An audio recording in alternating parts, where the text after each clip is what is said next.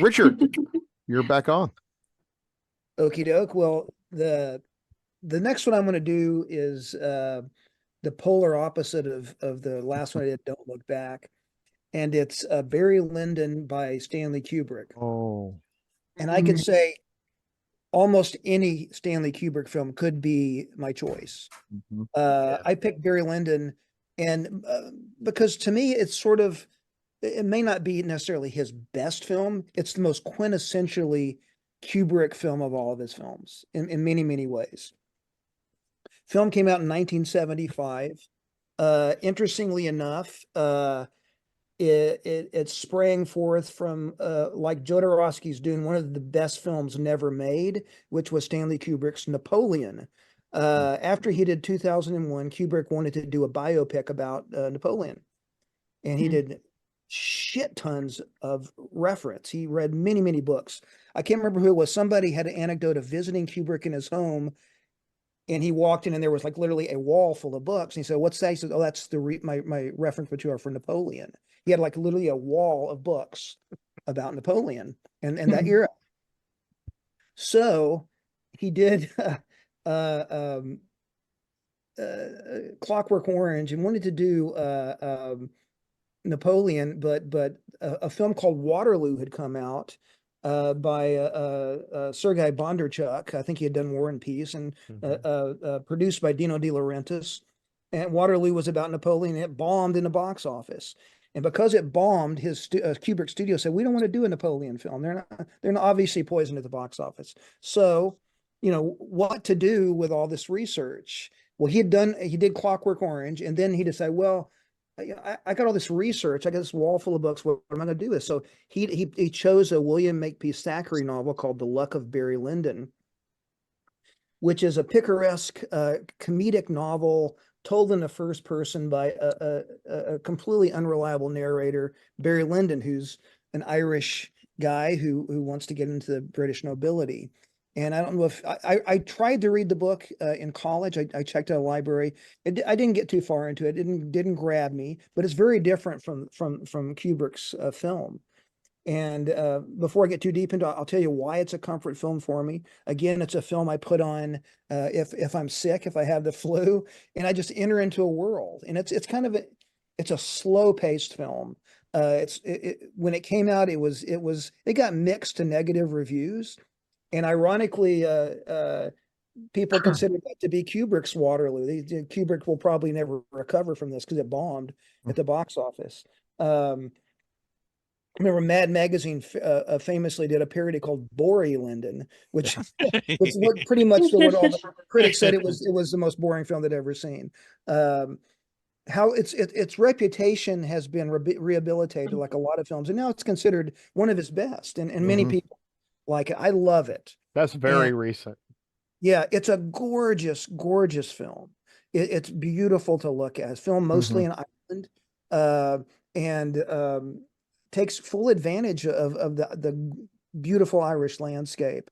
The music is by the Chieftains, Irish folk. Oh, I love the Chieftains. And it's the music is so awesome. The airy, the air, the flute, and it just transports you. But the film, it's one reviewer said deliberately paced, and it's very slow. And but it's very painterly. He was very influenced by William Hogarth, the British genre painter and printmaker. And so some of them are almost verbatim from some of these print series, like painting series Marriage a la Mode that Hogarth did. And so Kubrick is famous for staging shots compositionally in a brilliant way. And Barry Lyndon is that the whole fucking film. Every film is every frame is gorgeous. Every shot is gorgeous. It's chock full of amazing British character actors and some German ones too. Hey, Richard, do you want to talk about the lighting and the guy who lit it? Because that's a big element. I don't know about the guy that lit. I do know that they created some special cameras. John Alcott, he lit it with natural light most of the movie. Yeah, beautiful. Yeah, and candlelight. which Yes. gives it Kubrick wanted to, and I actually, after I saw Barry Lyndon, it was hard to go back to other period pieces because they're so brightly lit, they look like stage productions. And Kubrick really wanted to get away from that. He wanted to make it look like the times. And that's another thing. I'm kind of a history geek. I like naturalistic, and ironically, other than Kubrick, the only people that have gotten it right is Monty Python. Yeah. As unrealistic in many ways as the Holy Grail is, that's what the Middle Ages was like. It was people literally digging in filth. Yeah. He must be a king. How can you tell? Well, he hasn't got shit all over him.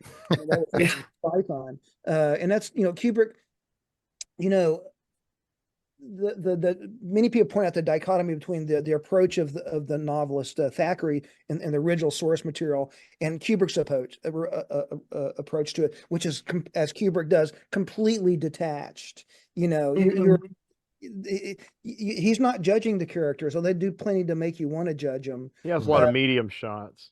Yeah, a lot of medium like shots. Pasolini. Yeah. And interesting enough, Pasolini, for such a literary person, he had a brilliant visual sense. But that's another topic. But Kubrick, the character of Barry Lyndon, many people said, Ryan O'Neal plays him, and said, he's so horribly miscast. But I thought that the first time I saw it. Now I say, well, that was actually pretty good casting because Barry Lyndon was Ryan O'Neal and vice versa. Ryan O'Neal was essentially a opportunistic piece of shit, treated everybody around him horribly, all out for himself. So his accent is not great. His Irish accent is not great. Although he's an O'Neal, he is very Irish. So he pulls it off, I think. Originally, I thought that was the only flaw of the film was Ryan O'Neal, but now I embrace him in that role. But there's so much to talk about with this film that I don't know it again. The narration is by a Shakespearean actor, Michael Hodern, and it's brilliant. Yeah, he's great. The arc of the story, if you haven't seen the film, I'll do it very briefly. Barry Lyndon is born lower middle class kind of family, and he falls in love with his cousin, who's about to be married to a British soldier, and he's a hot-headed little prick, and so he challenges this guy to a duel, and the British soldier is played by Leonard Rossiter, who you may know from briefly in 2001 as one of the Russians, and also in a really funny British series from the 70s called The Fall and Rise of Reginald Perrin. And I'd already seen that. One episode of that. Yeah, and so he's great in that. So he thinks he kills this guy, but really, as they say later, it was but a plugget of tow that was in your gun. In other words, they put sod in his gun. So he shot the guy, and the guy fainted because he was a coward. And so Barry Lyndon has to go on the run. He joins the British army. Doesn't like combat. His mentor is killed immediately in his first battle, and so he basically goes on the run, gets captured by the Prussians, rises up to the Prussian army, ends up marrying into nobility, but I won't go into the plot. I want everyone to watch this film. Stick with it. If you can't handle slow films, try your best and stick with it because it really does pay off. Yeah. I like the atmosphere. I didn't like it the first time I saw it, which was not terribly long ago. I mean, I saw it way after even Eyes Wide Shut, which I saw on within a year. So Barry Lyndon was like my last little, Fear and Desire too, but I realize it's not many people's favorite Kubrick film, and I wouldn't say it's necessarily I guess my favorite would be 2001. I could have easily done that, but I picked Lyndon because it is so quintessentially Kubrick, and I'm kind of an evangelist for that film. I liked it the second time I saw it, though.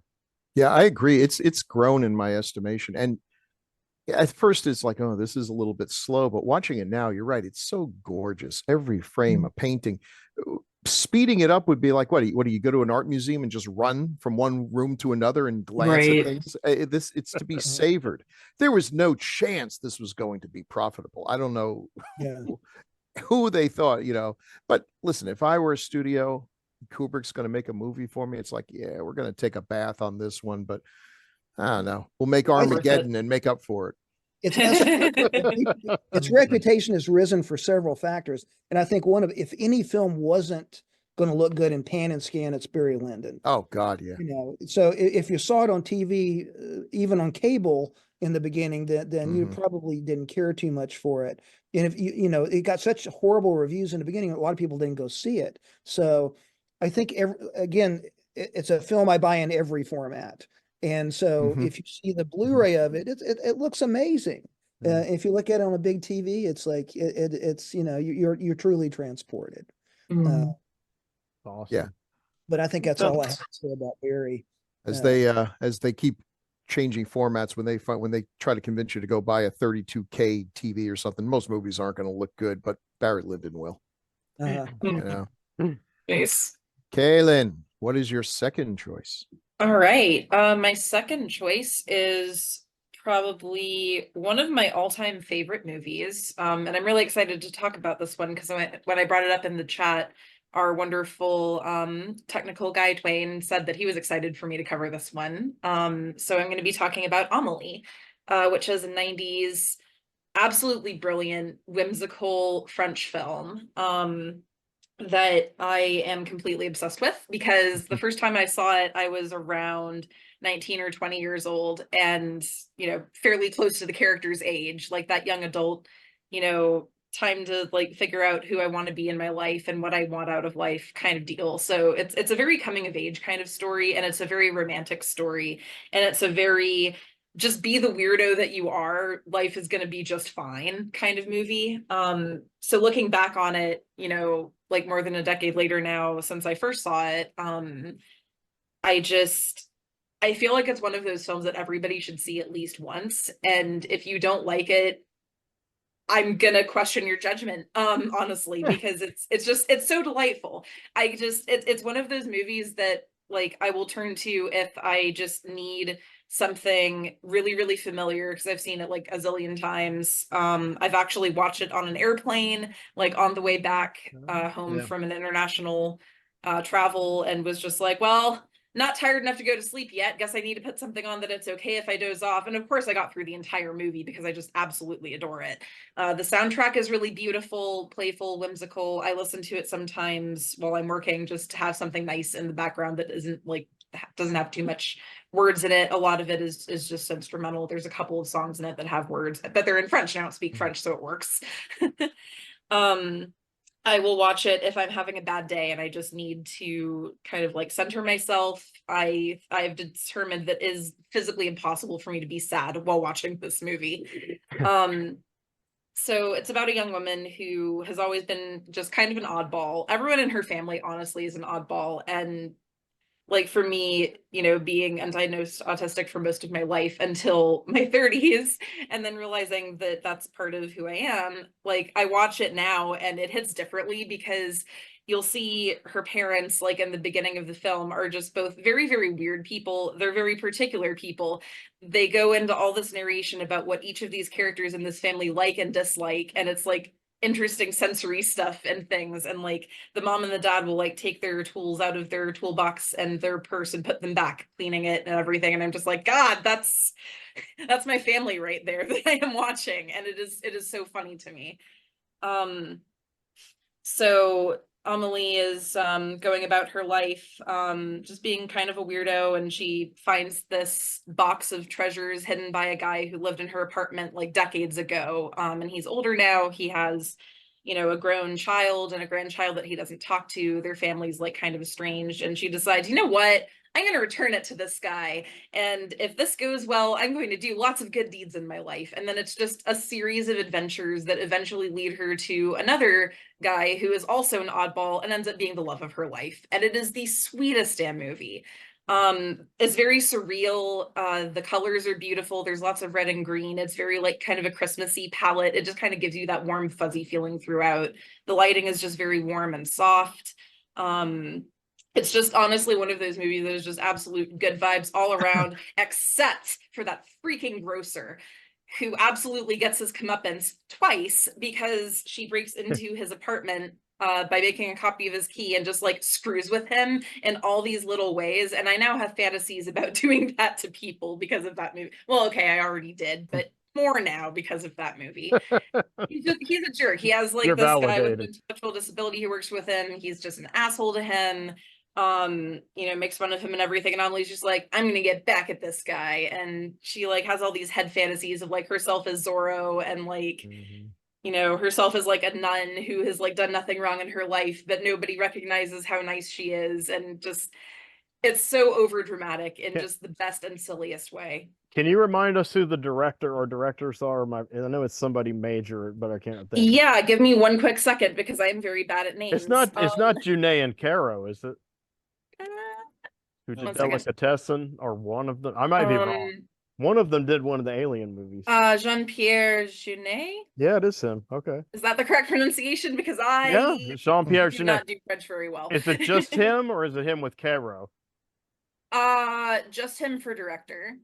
Okay, Caro, while he was doing that, Caro went and did Alien 4. So, Nice. but they did Delicatessen together in some other movies. Cool. I will admit, French cinema is one of the international cinemas that I know a little less about. So I've got a few odd favorites, but I don't know as much as I do about like Italian or Spanish or anything like that. Stick with us, kid. Yeah. We'll get to I mean, it. we all got to start somewhere, right? You know, of That's course, I'm right. going to watch Kaylin's movies in got a languages lot of- that I am learning to speak because I speak Spanish and I speak Italian. But Yeah, I mean, and you've got a lot of ideas for a topic we got coming up that I know nothing about, so I'm excited about that. and now I'm wondering which one you're talking about because You know which one I'm talking about.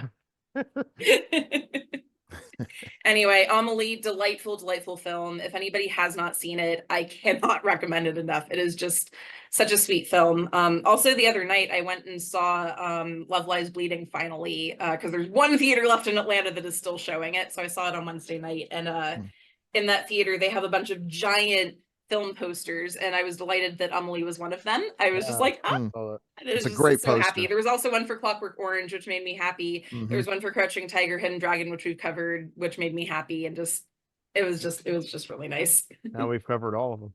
Well, two of those Yeah. would qualify as comfort films. I guess anything qualifies. If Clockwork Orange is your comfort film, There was a period for a while when for about 6 months when Crouching Tiger was my comfort film when it had it's It's first really came out on good. DVD. I'll totally Yeah. go with that one. Thank you, Kaylin. Sure Keith? thing. How's Peachtree Street going? I quite like Atlanta. I've been there a few times. No, Yeah. Okay, I'm gonna need to go after I do this one, so I'm gonna just do one of them. What would be the preference in this group? Modern classic or older classic? Let's see what your modern classic is. All Yeah, I'm right. intrigued by that. Really? Okay, well, let's see if this will give it away. Mm. Hold on. Here we go. Yeah, we don't use that term. that modern Starsky classic and That looks Hutch? really lightly. familiar, but I can't see it very well. Starsky and Hutch. No, My wife, Can you my do the wife other would one? fall in No love with kidding. you right now.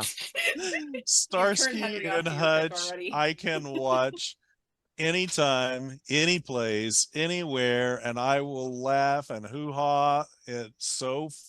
I don't know why it just hit me at just the right time in my life or something. I have run this thing into the ground in my family for sure. Wow. They've all got to be tired of this movie, but yes, I can jump in at any point. I'm quoting this thing as it's going. It just tickles me to no end. But for some reason, 51% of the people out there hate this movie. Henry's just over here like, I didn't like And, what I've seen of it, but I remember. seeing a You little. know what, Keith? Though, with comedy especially, no defense is required. I remember Yeah, going it's to kind see of. the fiendish plot of Dr. Fu Manchu. Oh, yeah. Barely a laugh to be found, but there was one guy in the theater who was in pain. He was laughing so much. yeah. It reached him in a way, and in a way, we had a much more enjoyable experience because him laughing at it made me think, well, maybe this is funny. He's certainly having a good time. That's good. He's engaging with the material. That's what people Right. should do. And my wife Well, loves Starsky and Hutch, so I've watched oh this movie God. way So more how do you times. compare, so- controversial question, how do you Okay. compare it to the original show? No, seriously. How do you compare it to the they're original just- show as far as the they're- storyline? Is it the Okay, same? there Or is is it it is okay, this is one of those weird animals because it is an adaptation and a parody and a spoof, kind of all at once. Okay. And it even and it's meta at the same time because how does it compare to the original series? Because that was an important part probably of your life and mine in Yeah. terms of TV going at Okay. that time. It was a Mhm. very important time of our Tony lives growing up. Fargas. And and that show, it was a cool show, right? Yeah. It was a little bit more violent than some of the other cop shows on TV at the time. Hutch was intelligent, smart, Huggy Bear was an edgy well, we're gonna character get to for Huggy TV Bear. back then. Yeah. Starsky was, he was a transplanted New Yorker. He had that attitude, and Huggy Bear was just the coolest. I can remember being in elementary school and kids at school talking all about Huggy Bear. Huggy Bear, we didn't get everything Yeah. about it, but we knew Huggy Bear was cool, man. And I mean, and who could be cooler in the remake than Snoop? I mean, Snoop is Huggy Bear, and God, there are some scenes that are just comic perfection. This scene behind me is just one of the funniest scenes ever put on film. Those two guys, when she starts taking off her shirt and starts talking to them, and they're trying to be detectives and ask her questions, they can't get anything out, and it is just, I mean, their ability to tongue tie in character is just hysterical. In our family, we have quotable quotes, and one of our favorites is like early on, Hutch is there with the cops. They find a floater in the bay, a dead body. It's kicking off the mystery, and he goes down, and kind of his first instinct is to just push the body back on out of the water and let the other cops down the line deal with it. Starsky's like, what? Because they play it where in the movie that Starsky's the by the books guy, Hutch is the maybe crooked guy. He just he's floating along, right? Because in fact, I mean, I think if I recall, because it's been a few months since I've seen it again, and I watch it a couple of times a year. I think it kicks off with that bank bank robbery. And the cop. Yeah, that's how they introduce Hutch. This bank robbery going down, and the cops bust the guys coming out, and at the point where they're coming out and they're getting handcuffed, it turns out Hutch was one of them, and rips the thing off and acts like he was infiltrating. Oh, It's God. like, and then he stops and kind of after he goes, oh guys, you ruined months and months of my work. He's flashing his badge around, and kind of looks at the guys in his gang and kind of goes like that, and that sets the tone, right, for the movie. But there's so many visual cues that are really good, with the raw gritty 70s look. Starsky, of course, is ramped up to 11 at all times, and he's very angry, and in the movie the subplot for him is that he's trying to prove himself to the memory of his dead mother, who was a cop. And that is not consistent with the TV show and all of that kind of stuff, but it is consistent with the Starsky's more abrasive personality, Hutch's more intelligent personality and laid backness. So you have that buddy cop conflict going. They have, of course, their boss that they're having who's always frustrated with them. And in the movie, they got it set up that Starsky's always losing partners because he's just so obnoxious. And so Hutch is in trouble, so the dude says, you know what, I'm gonna saddle you with Starsky, and of course they hate each other at first, and then it develops into a grand love affair between two straight men. Oh, As the director described it, it's a love story about two straight men. And so yes, they gradually and begrudgingly come to trust each other over the course of the movie. They set up a mystery that they've got to solve, which is actually not a bad mystery for a Starsky and Hutch movie. There's a drug dealer in town, and he's starting to move a very unique type of cocaine. The cocaine is odorless and tasteless, and cannot be smelled by drug dogs. So it's the perfect thing, right, for the drug dealer to get out there, because nobody can track it, right? So that's the thing. So these guys have to track that. There's I'm going to just say some of the best scenes have Huggy Bear in there with Snoop, and Starsky pushing his by the books kind of thing, and not quite getting how Hutch can have a relationship with someone on the streets like Huggy.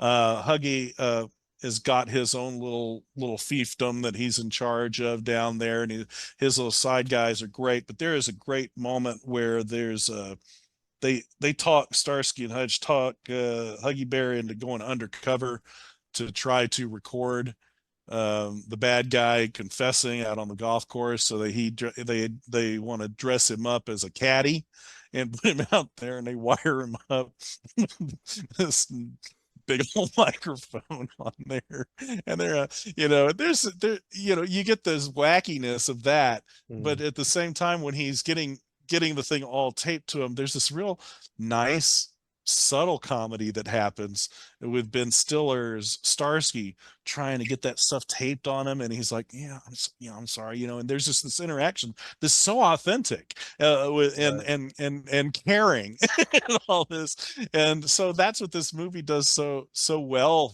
to me, is it goes back and forth between this authentic relationship stuff and some grand, just slapsticky level comedy.